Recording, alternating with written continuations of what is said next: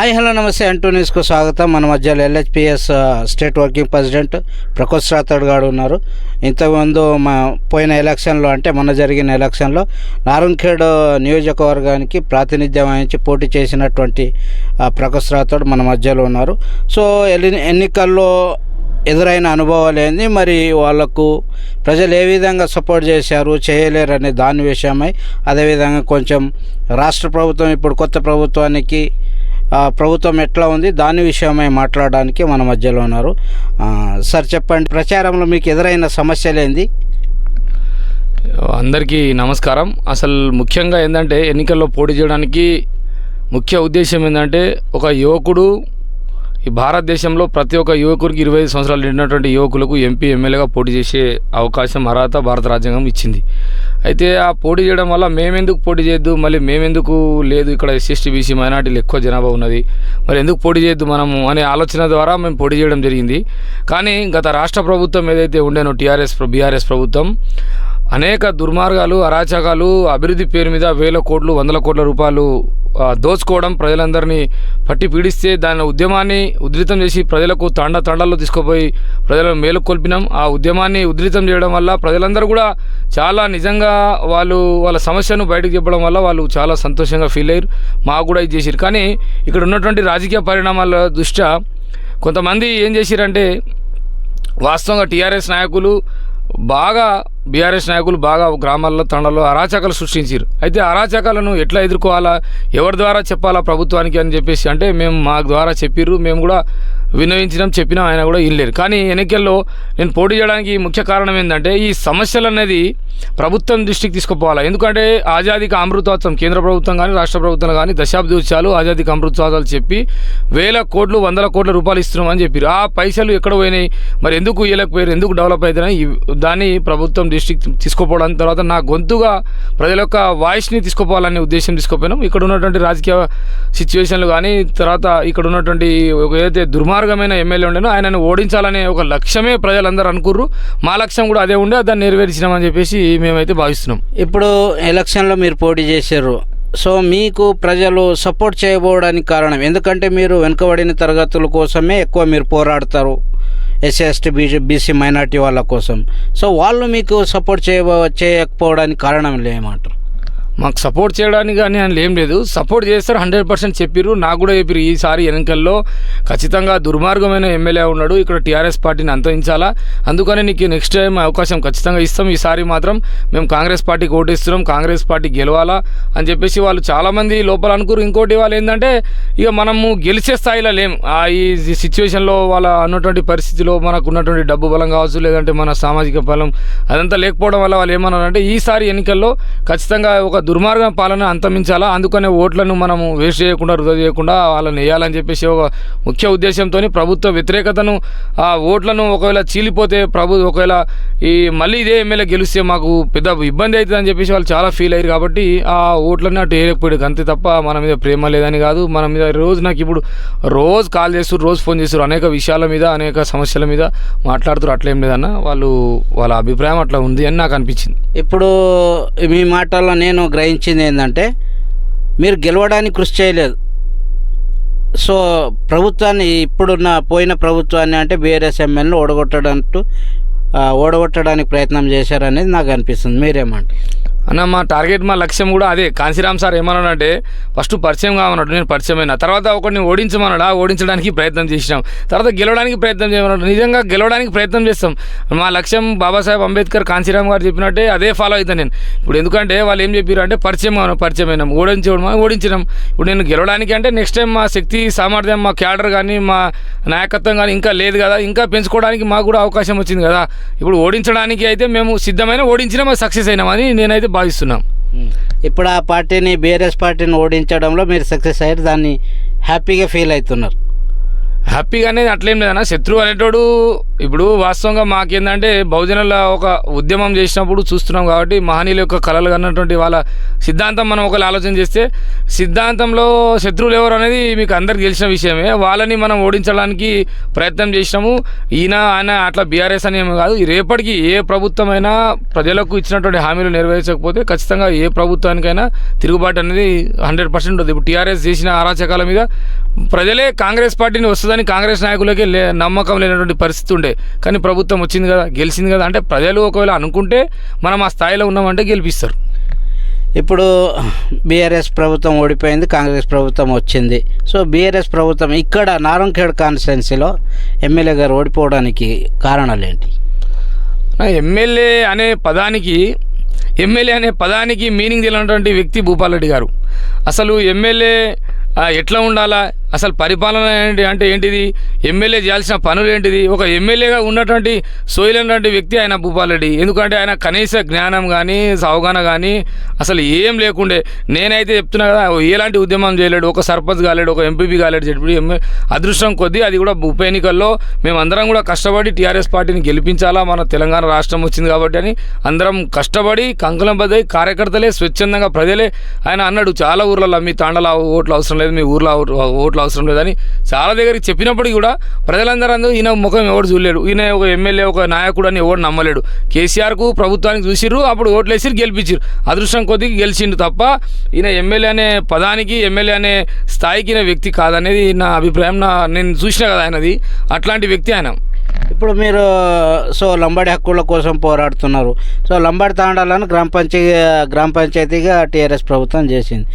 దానికి మీరెందుకు ఆ పార్టీకి సపోర్ట్ చేయొద్దు? మరి అది కేసీఆర్ అనేది బూటకపు. అది ఏం చేసినంటే కేసీఆర్ ఖాళీ గిన్నె ఫస్ట్ ఏం చేసి ఇంట్లోకి వస్తాం కదా, వచ్చినప్పుడు ప్లేట్ పెడతాం, ప్లేట్లో అన్నం పెడితే తినమంటే తింటాం. కానీ అన్నం లేకుండా ఖాళీ గిన్నె పెట్టి తినమంటే తినలేము కదా. ఇది కూడా అంతే, ఖాళీ పంచాయతీ. రెవెన్యూ బడ్జెట్ లేదు, దానికి నిధులు లేవు. వేల మంది సర్పంచులు ఆత్మహత్య చేసుకుని చచ్చిపోయారు. సర్పంచులకు నిధులు లేవు, వచ్చినటువంటి నిధులన్నీ దారి మరలించిర్రు. ఉన్నటువంటి సమస్యలు ఏ గ్రామానికి పోయినా ఎక్కడ పోయినా అట్లనే ఉన్నాయి సమస్యలు. చాలా తాండాలకు ఇప్పుడు నారాయణఖేడ్ ప్రాంతంలో 208 తాండాలు ఉన్నాయి. ప్రభుత్వం గుర్తించిన తాండాలు 208 తాండాలు ఉన్నాయి. 208 తాండాలకు కనీసం 78 తాండాలకు రోడ్ లేదురా బాబు అని చెప్పిన. ఈ ఎమ్మెల్యేకు సోయలేని ఎమ్మెల్యేకి చెప్పిన సిగ్గుశరం లేదు ఆయనకి. ఇంకా కనీసం మాట్లాడుతున్న మొన్న కానీ ఆయనకు చెప్పిన ఇది ఖాళీ జీవో, ఇది పేపర్ ప్రకటన జీవో పరిమితం. దీనికి ఎవరు నమ్మడు, దీనికి చట్టబద్ధత లేదు, దీని జీవో కాపీ కాదు, ప్రభుత్వం నుంచి వచ్చిన కాపీ కాదు, ఏదో టైం కొట్టి ఇచ్చిండ్రా బాబు అని నేను ఎలక్షన్ ముందు ఆయనకు ఇచ్చినటువంటి 30 కోట్లు 38 కోట్లు తీసుకొచ్చిన అని చేసింది. దానికి సవాల్ ఇచ్చిన, దానికి సమాధానం చెప్పలేడు. ఆ సవాళ్ళకి ఈయన రోడ్ తీసుకొస్తాడు, దానికి రోడ్ లేదు, ఏం లేదు, ఖాళీ జీవోలు. ఇప్పుడు తాండాలకు వచ్చినటువంటి తాండాలకు రోడ్ వేయడానికి మరి జీవో ఉన్నదా? ఆ కాపీ ఇదంతా బేకార్. అంటే అసలు వాస్తవంగా తాండాలకు పోనీ అంబులెన్స్ లేనటువంటి పరిస్థితి. భారతదేశంలో 76 సంవత్సరాలు గడిచింది స్వతంత్రం వచ్చి, కనీసం తాండాకు పోవడానికి రోడ్ లేనటువంటి పరిస్థితి. అంటే ఎంత దీనమైన పరిస్థితి ఉంది.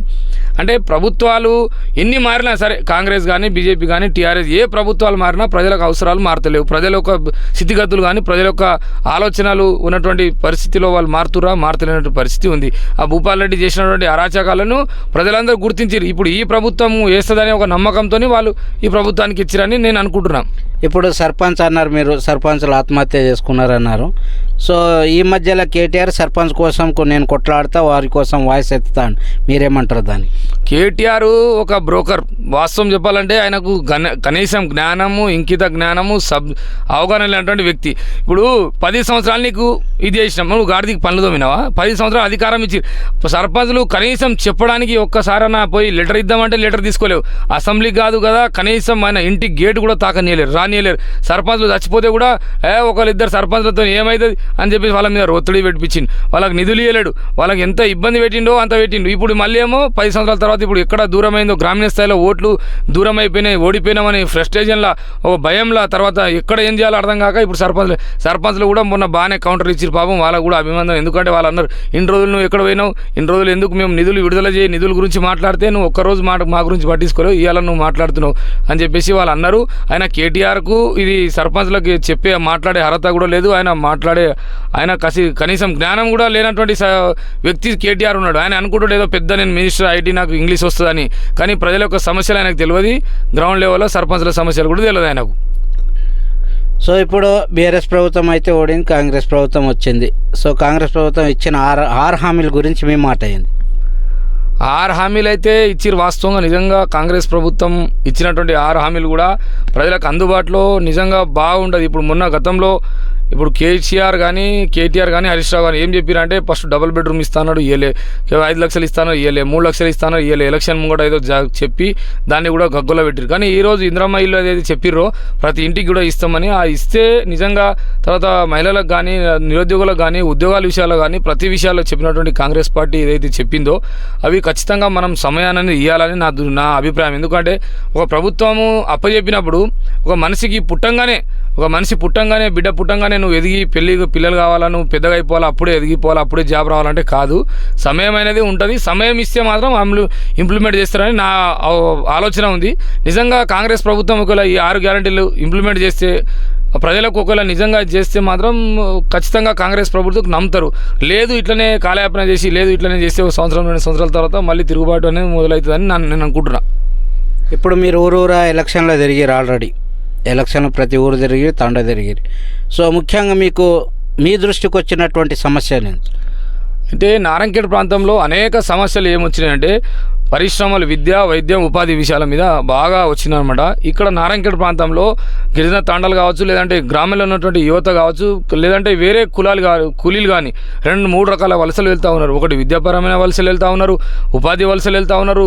అందుకనే ఆ వలసలకు ఎలా నివారించాలా అని చెప్పేసి వాళ్ళు బాగా ఇచ్చేసారు. అయితే ఇక్కడ మనకు పెద్ద కార్పొరేట్ ఇండస్ట్రీలు కావాల్సిన అవసరం ఉంది, లేదంటే ఇక్కడ ఎడ్యుకేషన్ హబ్ కావాల్సిన అవసరం ఉంది. చాలామంది విద్యార్థులు చదువుకోవడానికి స్కూల్స్ కానీ అనేక స్కూల్స్ మూతపడ్డాయి. ప్రైవేట్లో డిజిటల్ క్లాసెస్ కావాల్సిన అవసరం ఉంది. విద్యను నిజంగా మనం కరోనాలో చూసినాం, ఏదైతే ప్రజలు అనుకున్నారు ఎన్ని డబ్బులు ఉన్నా ఏం చేసినా ఏం చేయలేము, కానీ విద్యా వైద్యం అనేది ఉచితంగా ఇస్తే సరిపోతుంది అని చెప్పేసి అన్నారు. కానీ ఇక్కడ విద్యా వైద్యం ఉపాధి అవకాశాలు కల్పించిన బాధ్యత నారాయణఖేడ్లో ఉంది. నారాయణఖేడ్ ప్రాంతం మీద ఇక్కడ సాగునీరు కూడా చాలా అవసరం ఉంది. సాగునీరు కూడా చాలామంది ప్రజలు అన్నారు ఇక్కడ బసవేశ్వర లిఫ్ట్ ఇరిగేషన్ కట్టిస్తాము అని చెప్పేసి వాళ్ళు మాయమాటలు చెప్పి వేల కోట్ల రూపాయల డబ్బుని తినిపోయినటువంటి పరిస్థితి ఉంది.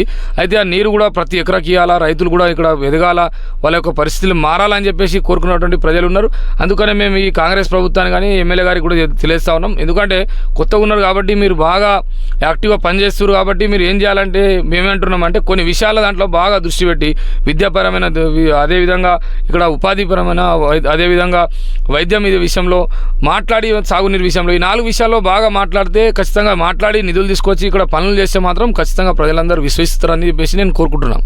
ఇప్పుడు నూతనంగా ఏర్పడినటువంటి ఎమ్మెల్యే గారు పట్లోల సంజీవ్ రెడ్డి గారు, సో 2 నెలలు అయిపోతుంది దాదాపు ఎమ్మెల్యేగా ఎన్నికై. సో వారి పనితీరు మీరు చూశారనుకుంటా. సో ఎట్లా ఉంది ఆ పాలన? నారాయణఖేడ్ నియోజకవర్గానికి సరైన పాలన అందిస్తారని మీరు అనుకుంటున్నారా? ఇప్పుడున్నటువంటి పరిస్థితులు అయితే అనిపిస్తుంది మాకు ఖచ్చితంగా చేయగలుగుతాడనే ఒక ఒపీనియన్ ఉంది. ఎందుకంటే ఆయన ఒక ఎంపీపీ చేసిండు, జడ్పీ చేసిండు, ఆయన ఒక సబ్జెక్టు ఆలోచన ఉంది, చేయగలుగుతాడని నాకైతే పూర్తి విశ్వాసం, భరోసా ఉంది. గతంలో చిన్నదానికి ఆయన గత ఎమ్మెల్యే ఉండే చిన్నదానికి అక్కడ సీమ గడిచిందంటే సార్ ఎట్లా గడిచింది, చిన్న పోలీస్ స్టేషన్లో ఉండే చిన్న ఎవరన్నా అన్నదమ్ములు కొట్లాడితే కూడా 307 బుక్ చేయి, అటెంప్ట్ మర్డర్ కేసు బుక్ చేయని అంటుండే. ఈయన అట్లా జోక్యం చేసుకోకుండా ఫ్రీడమ్ అంటే ప్రజలకు స్వేచ్ఛమైన న్యాయమైన సేవలు అందిస్తాడని నేను భావిస్తున్నా. అట్లాంటి కార్యక్రమాలకు పొందుతున్నాడు కాబట్టి ఆయన కూడా మనం అభినందనం. ఎందుకంటే ఎమ్మెల్యే గెలవడం తర్వాత ఆయన ఇప్పుడు చేసినటువంటి మొన్న నేను కూడా చూసిన వీడియోలో, అదే మీ ఛానల్నే చూసిన అనుకుంటా, పార్టీలకు అతీతంగా అందరు కూడా మేము స్కీమ్ ఇస్తామని చెప్పేసి, అదే గతంలో కళ్యాణ లక్ష్మి విషయాలు కానీ ఆ విషయాల్లో చాలా విషయాలలో పథకాలు ఆపేసిర్రు, అట్లా ఆపకుండా ప్రజలకు అందరు కూడా చేస్తాడని నాకైతే నమ్మకం, విశ్వాసం ఉంది.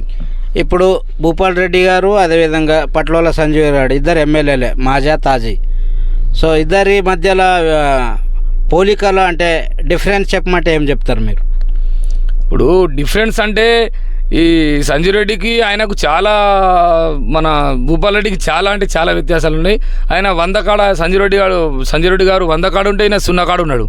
ఈయన 0 ఎందుకంటే ఈయన ఈయనకి ఏం రాదు, ఈయనకి తెలియదు, ఈయనకు అవగాహన లేదు. ఎమ్మెల్యే ఇంతకుముందు గతంలో ఏ ప్రజాపాలన కానీ మన ప్రజాప్రతినిధి ఎలాంటి పదవులు చేయించలేడు, తర్వాత ఆయనకు ఎలాంటి అవగాహన లేదు, అసలు ఏదో గాలి ఎమ్మెల్యే. ఈయన ఏంటంటే గ్రౌండ్లో వచ్చింది కాబట్టి కొంచెం ప్రజలతో ఎన్నుకున్నాడు, ప్రజలతో తిరిగిండు, వాళ్ళ నాన్న కూడా గతంలో ఎమ్మెల్యే చేసింది కాబట్టి ఆ అవగాహన అయితే ఆయనకు ఉందని నేను అనుకుంటున్నా. ఆ అవగాహనతో ఆయన చేయగలుగుతాడు. ఆయనకు అధికారులతో ఎట్లా మాట్లాడాలా, ఎట్లా మేనేజ్ చేయాలా, ఎట్లా చేసుకోవాలా, ఎట్లా పని చేయాలా, ఎవరికి ఎట్లా చెప్పాలా, ఏ శాఖలకు ఎవరితో ఏం మాట్లాడాలనేది కూడా పూర్తి అవగాహన ఉండొచ్చు అని నేను అనుకుంటున్నాను. సో ఇప్పుడు మీరు ఆల్రెడీ ఎన్నికల్లో బరిలో నిలబడ్డారు, సో ఓడిపోయడం జరిగింది. సో నెక్స్ట్ మీ ఫ్యూచర్ ఏంటి సార్?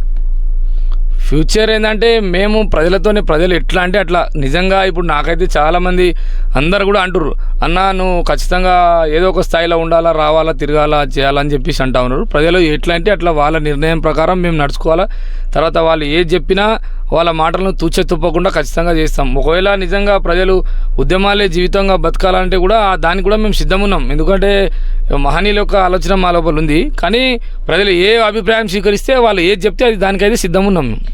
ఇప్పుడు బీఆర్ఎస్ కానీ అదేవిధంగా కాంగ్రెస్ కానీ ఈ రెండు పార్టీలు రండి మీకు పదవులు ఇస్తామన్నప్పుడు మీ ఏ పార్టీని ఛాయిస్ చేసుకుంటారు? అన్న టీఆర్ఎస్ పార్టీని అసలు ప్రజలు బంగాళాఖాతంలో కలిపేసిరు. ఇంకోటి మొన్న అంటున్నాం కేటీఆర్ అంటున్నాం దాన్ని లేపుతున్నాం జాగ్ పెట్టి. అప్పుడు షెడ్డుకు పోయిందంటే షెడ్డుకు పోయిందని అన్నాడు.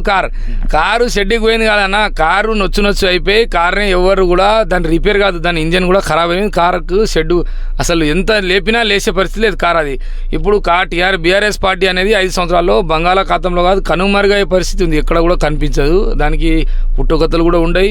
దానికి నాయకత్వం వాళ్ళ మాటలకు అహంకారానికి వాళ్ళు చేసే పనులకు కూడా ఎవరు నమ్మరు. ఇప్పుడు ప్రతిపక్షంలో ఉన్నారు వాళ్ళు, సరే వాస్తవంగా ప్రతిపక్ష హోదాలో ప్రజలు ఇచ్చారు వాళ్ళకు, దాన్ని స్వీకరించకుండా ఇప్పుడు ఎట్లా మాట్లాడుతున్నారు అనేది ప్రజలందరూ గమనిస్తారు. ఇంకా బుద్ధి రాలేదు, ఇంకా తెలివి రాలేదని అంటే ఇంకా ఇట్లనే చేస్తే ఖచ్చితంగా బంగాళాఖాతం అసలు పార్టీ అనేది కనిపించకుండా పోతుంది.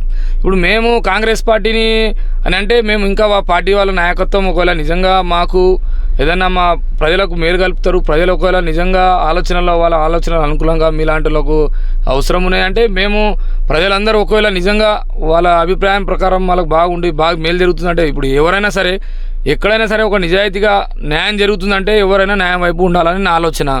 వాళ్ళు చూస్తే అప్పుడు మనం చెప్పలేము. కానీ ఇప్పుడైతే ఏం లేదన్న, ఇప్పుడైతే ఆశలు లేవు, ఇప్పుడైతే ఏం లేదు. వాళ్ళ ప్రజలకు ఆలోచన తర్వాత వాళ్ళు చేసే పనులను బట్టి మేము చేయగలుగుతాం. ఇప్పుడు కేటీఆర్ గారు అయితే తెలంగాణ బలం, తెలంగాణ గలం, తెలంగాణ వాయిస్ పార్లమెంట్లో ఉంటేనే తెలంగాణ, లేకపోతే తెలంగాణ అనేది చచ్చిపోయిన కిందికి అన్నట్టు అన్నారు. ఏమంటారు మీరు? కేటీఆర్కు తెలియదు, ఆయనకు ఏదో బచ్చగా ఆయన ఆలోచన చేస్తుంది. కానీ ఎప్పుడో తెలంగాణ అనే పదాన్ని 1960లోనే తీసుకొచ్చిర్రు. కానీ అయినా మొన్ననే నేను తెచ్చినాం, మేమే తెలంగాణ తెచ్చినాం అంటారు. కానీ తెలంగాణ అనే పదానికి ఎప్పుడు కూడా ప్రజల యొక్క గుండెలో పదిలం ఉంటుంది. దేశం మొత్తంలో తెలంగాణ అనే పదం ఉంటుంది. ఈయన ఒక్కడే తీసుమార్క కాదు, ఈయన చెప్పేది ఏం కాదు. మరి ఇన్ని రోజులు ఏం చేసి ఈయన ఒక్కసారన్నా మరి దేశం పార్లమెంట్కు మనకు రావాల్సినటువంటి హక్కుల గురించి మాట్లాడిరా పార్లమెంట్లో? లేకపోతే ఎప్పుడన్నా పార్లమెంట్లో ఏదైనా మన విషయాల గురించి చెప్పిర్రా? ఇన్నిసార్లు ప్రధానమంత్రి ఆహ్వానపరిస్తే కూడా ఒక్కసారి కూడా బైకాట్ చెప్పలేరు. అంటే ఇలా విషయాలు ఏంటంటే టీఆర్ఎస్ పార్టీ అనేది మనగోడు తిబ్బదిపోయింది. ఇప్పుడు వాళ్ళకే బామర్తులకు పడతలేదు. కేసీఆర్కు హరీష్ రావుకు పడతలేదు, కేటీఆర్కు హరీష్ రావుకు పడతలేదు. ఇప్పుడు ఎవరు ఏందనేది దానిలో లీడర్షిప్లో మళ్ళీ వాళ్ళే ఉండాలనే చూస్తారు తప్ప టీఆర్ఎస్ పార్టీ బీఆర్ఎస్ పార్టీ అట్లా వాళ్ళ పార్టీని కాపాడుకోవడం తప్ప ఆలోచన అది. ఇప్పుడు మళ్ళీ తెరవేందుకు ముందుకు వస్తుంది మాకైతే తెలియదు. కానీ వాళ్ళ ఇంటర్నల్ సమస్యలు మనకు తెలియదు. కానీ బీఆర్ఎస్ పార్టీని టీఆర్ఎస్ పార్టీ తీసుకొస్తారట. టీఆర్ఎస్ పార్టీని ప్రజలందరూ కూడా బొందబెట్టి టీఆర్ఎస్ పార్టీ అనే పదానికి మొత్తం చర్మగీతం పాడి దాన్ని తొక్కి దాని టీఆర్ఎస్ తెలంగాణ అనే పదమే లేకుండా చేయాలని చూసిండు ఆయన. ప్రజలు కూడా అరే వీడు తెలంగాణ లేదనుకున్నాడు కాబట్టి వీనికి ఎందుకురా మనం ఇవ్వాల్సిన ఓటు అని చెప్పేసి ప్రజలు వేయలేరు, ప్రజలే బొందబెట్టారు. బీఆర్ఎస్ అని తీసుకొచ్చింది. ఇప్పుడు బీఆర్ఎస్ అని కూడా ఎవరు నమ్ముతలేడు. ఇప్పుడు అన్నాడు మహారాష్ట్ర తీసుకోపోతా, కర్ణాటక తీసుకోవద్దా, దాన్ని మన ఆంధ్రప్రదేశ్ తీసుకోవద్దా, ఏదో దేశం మొత్తం నింపుతా, మోన చక్రం నింపుతా అన్నాడు. మరి ఎక్కడ చెప్తుంది? ఒక్క రాష్ట్రం కూడా వదిలేడు పరిస్థితి ఉన్నది. అంటే ఎవరు నమ్మే పరిస్థితి లేదు. ఆయనకు తెలిసిపోయింది. మొన్న నమ్మలేకనే జనాలు అందరూ ఇంటికి పంపించి రెస్ట్ ఇచ్చారు కేసీఆర్ గారికి. ఇక మళ్ళీ శాశ్వతంగా రెస్ట్ ఉంటారని నేను అనుకుంటున్నాను. ఇప్పుడు మీరు రాజకీయంలో తిరుగుతున్నారు. సో బీఆర్ఎస్ ఉంది తెలంగాణలో, అదేవిధంగా కాంగ్రెస్ కూడా ఉంది, వేరే పార్టీలు కూడా ఉన్నాయనుకోండి. ఈ పార్టీలలో బడుగు బలహీనల పార్టీ ఏదంటే మీరేం చెప్తారు? ఇప్పుడు బడుగు బలైన వర్గాలంటే వాస్తవంగా బడుగు బలైన వర్గాల గురించి ఆలోచన చేసే పార్టీ అంటే ఇప్పుడు ఉన్నటువంటి పార్టీలలో ఎస్సీ ఎస్టీ బీసీలు పార్టీలు ఉన్నాయి. కానీ నాయకత్వ లోపం వల్ల, తర్వాత కొంత నాయకులు సరిగా పనిచేయకపోవడం వల్ల, లేకపోతే వాళ్ళ సిద్ధాంతాన్ని దారి తప్పడం వల్ల కొన్ని పార్టీలు మనగొడిపోయినాయి. కానీ వాస్తవంగా ఎస్సీ ఎస్టీ బీసీల కోసం ఆలోచన చేయాల్సిన పార్టీ ఇప్పుడు ఎవరైనా ఉన్నారంటే అధికారంలో కాంగ్రెస్ ఉంది. అలా ఆలోచన చేయాలి. ఎందుకంటే ఇప్పుడు ఎస్సీలకు కావచ్చు, ఎస్సీల జనాభా ఈరోజు 18-19% అయింది.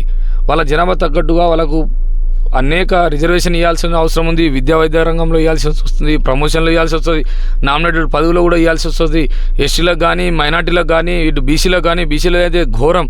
బీసీలది చాలా 56% ఉన్నటువంటి బీసీలు 60% ఉన్నారు దగ్గర. వాళ్ళకు ఇవాళ కనీసం చట్టసభలో కానీ లేదంటే ఇటు అన్ని అవకాశాలు. అందుకనే కాంగ్రెస్ పార్టీకి ఒక మంచి అవకాశం ఉంది ఇప్పుడు.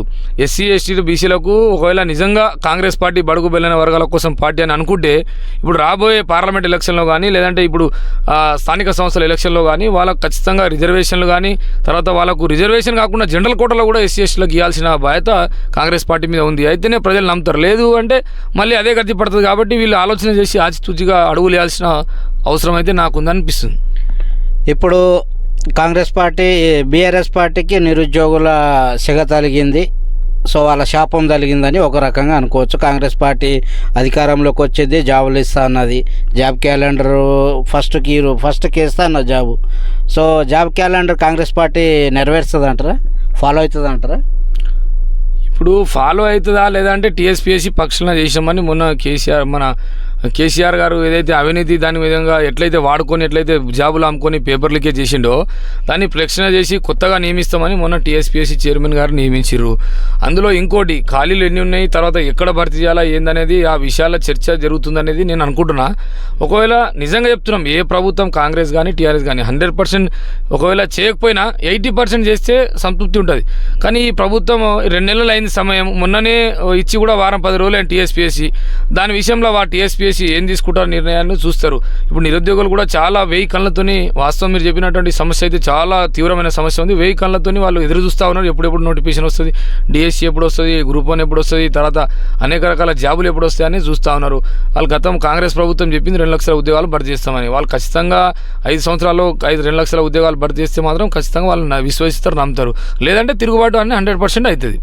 చేస్తారని నేను చేస్తారని అనుకుంటున్నాము. ఎందుకంటే వాళ్ళ అడుగులు కానీ వాళ్ళు చేసే పనులు కానీ అనుకుంటున్నాము ఎట్లా. ఎందుకంటే టీఎస్పీఎస్సీ మొన్న ప్రక్షణ చేసిరు, కొత్తగా నియమించారు, గవర్నర్ కూడా మొన్ననే మహేందర్ రెడ్డి గారు నియమించారు. కాబట్టి చేస్తారని అనుకుంటున్నాం. ఇప్పుడు సెక్రటరియట్ గేట్ కూలగొట్టడము, టీఎస్పీఎస్సీ ప్రక్షాళన, సో అదేవిధంగా ఏది కాళేశ్వరం పైన ఇన్వెస్టిగేషన్, సో ఇవన్నీ చూసే మన ఈ కాంగ్రెస్ ప్రభుత్వ పాలన, సో రేవంత్ రెడ్డి గారి పాలన ఎట్లా అనిపిస్తుంది మీకు? ఇప్పుడు కాంగ్రెస్ ప్రభుత్వ పాలన అంటే బాగానే ఉంది. ఎందుకంటే ఇప్పుడు నేను మీరు చూసిరు, గతంలో నేను 10 సార్లు పార్లమెంట్ మన ప్రగతి భవన్ ముట్టడి చేసాం. మేము 10-15 సార్లు ప్రగతి భవన్ ముట్టడి చేసాం. మేము ఎక్కడికో ఉంటే ఆడనే అరెస్ట్ చేసేస్తుండే. ఆ గేట్లు కాదు కంచెలు, ఆ కంచెలు వేసిందే మాతోని. మేము ఒకరోజు భారీ ఎత్తున ప్రగతి భవన్ ముట్టడి చేసాం, ఒక 200 మందితోని. పోతే ఆ గేటు దుంకి కేసీఆర్ ఇంటికి లోపలికి వెళ్ళిపోయినాం. అప్పుడు మా మీద కూడా కేసులు అయినాయి. అయితే అది ఏం చేసిరు, అప్పుడప్పుడే మళ్ళీ గేట్లు కంచెలు పైకి పెట్టిరు. పైకి పెట్టంగానే అరే మాతోని భయపడ్డాడు కేసీఆర్, అది పెట్టినానే అనుకున్నాం. కానీ ఇప్పుడు ఆ గేట్లను కంచెలు తొలగించి మళ్ళీ డిప్యూటీ సీఎం గారికి ఇవ్వడం, తర్వాత అదేవిధంగా ఇప్పుడు సెక్రటరియట్లో కూడా అందరికి రావడం, మేము కూడా చాలా ఇందిరా పార్క్ దగ్గర ధర్నా చేయడం కానీ, తర్వాత ఆ గేట్లో మొన్న సెక్రటరియట్ కూడా నేను కూడా చాలా సార్లు మంత్రులకు కానీ అధికారులకు కానీ హాస్పిటల్ విషయంలో కానీ వేరే విషయాలు కూడా పోయినాం. సెక్రటరియట్ చాలా బ్రహ్మాండంగా రాణిస్తారు. ఇంతకుముందు గతంలో రానిచ్చేది లేకుంటే అసలు దాని అడ్రస్సే లేదు. తర్వాత గతంలో 10 సంవత్సరాల్లో కూడా ముఖ్యమంత్రి ఒక్కసారి కూడా కలవలేడు మాకు. ఈసారి అయితే కలుస్తాడేమని మేము అనుకుంటున్నాం. సమస్య ఉన్నా ముఖ్యమంత్రి గారు కలవచ్చు అన్నాడు. కాబట్టి మేము కూడా మొన్న డిప్యూటీ సీఎం కానీ సీతక్క కానీ వాళ్ళకి ఇలా కలిసినాము. ఇప్పుడు వాళ్ళు ఎట్లా ఉంటారు, గతంలో ఉన్నటువంటి మినిస్టర్ ఎవరు కలిసేది లేకుంటే వాళ్ళ ఇష్టసారంగా నడిచింది. ఇప్పుడైతే బాగానే అనిపించింది. కానీ అది కావాలని చెప్పి సరే నిరంతరం ఇప్పుడు ఒకవేళ అది తెరిచినాం గేట్లు, తర్వాత ఇది చేసినాం అని అనకుండా అట్లనే గాలికి వదిలేస్తే బాగుండదు. దానికి తూచ తప్పకుండా ఇంప్లిమెంట్ చేయాలి. రోజు అదే కార్యక్రమాన్ని స్వీకరించాలి. ఇప్పుడు మొన్ననే చెప్తున్నారు కొంతమంది, అరే సరే 60 రోజుల నుంచి 60 సార్లు ముఖ్యమంత్రి రోజు కలుస్తానని ఒక రోజు కలిసి వెళ్ళిపోయినని ఒక టాక్ వస్తుంది. ఆల్రెడీ బయట అంటారు ఒకసారి వెళ్ళిపోయినని. సరే ముఖ్యమంత్రి అనగానే రోజు నిరంతరం అదే పని ఉండదు కదా, అనేక రకాల రివ్యూలు ఉంటాయి, అనేక రకాల పనులు ఉంటాయి. ఆయన కూడా ఏదో ఉంటుంది. కానీ నాకు తెలిసి రోజు కలవకుండా 3 నెలలకు ఒకసారి అయితే ఖచ్చితంగా ముఖ్యమంత్రి కలవాలని నేను అనుకుంటున్నా. ఎందుకంటే ముఖ్యమంత్రి కలవడం వల్ల కొన్ని సమస్యలు, తీవ్రమైన సమస్యలు ఉంటాయి. ఆ సమస్యలకు పరిష్కారం ముఖ్యమంత్రి గారు చూపించాల్సి వస్తుంది. ఎందుకంటే 317 జీవో ఉంది. ఆ జీవోని చేయాలంటే ముఖ్యమంత్రి గారే రివ్యూ చేయాల్సి వస్తుంది. లేదు కొన్ని సమస్యలు, ఉద్యోగ సమస్యలు ఉన్నాయి, అది ముఖ్యమంత్రి గారు చూడాల్సి వస్తుంది. కాబట్టి ముఖ్యమంత్రి గారు కూడా డైరెక్ట్గా కలిస్తే బాగుంటుందని, 3 నెలలకు ఒకసారి కలిస్తే బాగుంటుందని నేను అనుకుంటున్నాను. ఇప్పుడు చాలా విద్యార్థులు జాబ్ కొట్టిన వాళ్ళు, ఎగ్జామ్ రాసిన వాళ్ళు జియో 46 గురించి చాలా వీడియోలు చూస్తున్నాం మనం. అసలు ఏంది ఈ జియో 46? ఇప్పుడు జియో 46 ఏంటంటే వాళ్ళు ఏమనుకుంటారు, ఇప్పుడు గతంలో నల్గొండ ఎక్కడ చూసినా నల్గొండ సిద్దిపేట ఉద్యోగాలు నల్గొండకు వెళ్ళిపోతుండే అని అనుకుంటుండే.